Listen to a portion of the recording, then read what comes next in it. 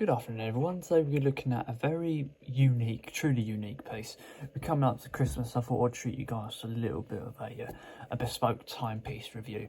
It's based on the Timex Q watch, the Q Reissue 38mm, but we'll get onto that in a minute. I was run over by this simply by the colour of it and stuff like that.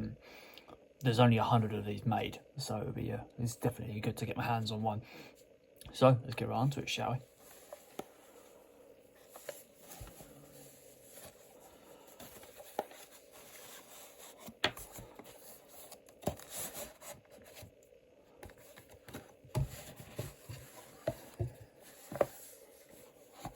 So the actual box for it is an actual Timex box, but the actual cover is just a unique colour.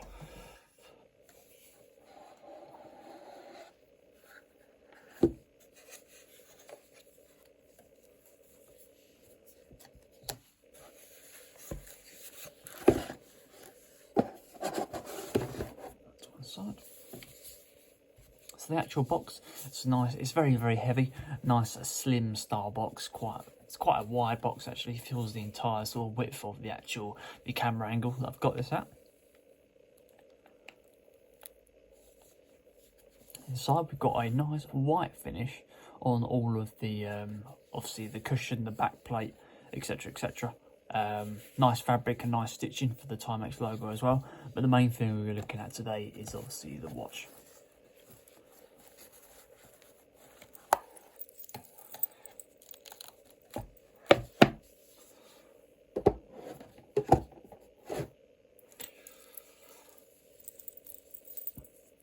Now I have to keep the actual cover on the face of the watch here, just for the time being.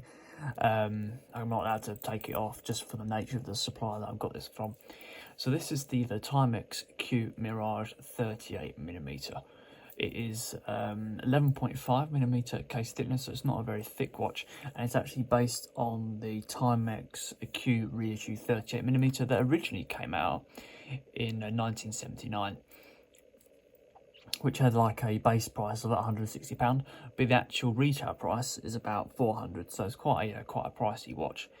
The actual weight of the item is 90 grams, and the same sort of spec. You've got a Seiko PC33 movement in the back to help keep it moving along.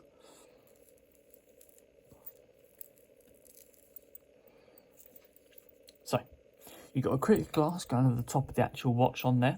It's 50-metre water resistance, full stainless steel going all around the casing, and stainless steel strap that has an 18mm width diameter. Well, not diameter, but width as such.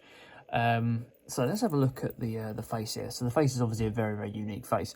It's going obviously for like a planetary star look to it, with fully luminous hands, fully luminous increments, and a day-date dial in by the 3 PM here.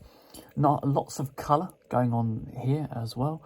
The actual the bezel is a rotating bezel as well, so that will move when you take that sort of plastic off. But as I said, I'm not allowed to take it off for the sake of the video. I have to keep it on because it's a very specialised model. Can't look at the actual crown, unfortunately, again, because it's covered up in the material. So coming down to the strap, you've got it's a very vintage style strap. So it's got like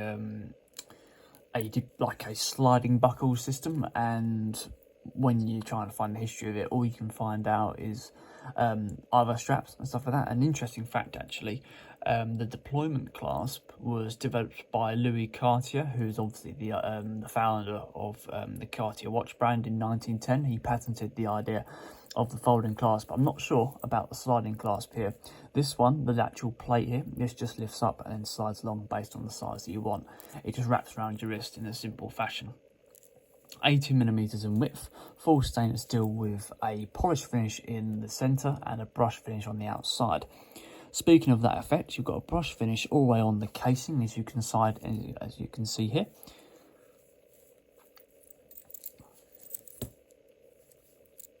Same goes for the sort of the clasp clip. That's a Timex brush finish with nice simple fold down hinge on the top there. So let's come on to the back plate. We can have a little look at the back from what we can see. So as I said, this is a based off the Timex Q edition release. So it actually goes for a coin to open that back plate up, rather than being like a screw down or something like that. There are screws for it, but you can remove the battery by just unscrewing that. There's a sort of a model code if you're interested to know what it's based off of.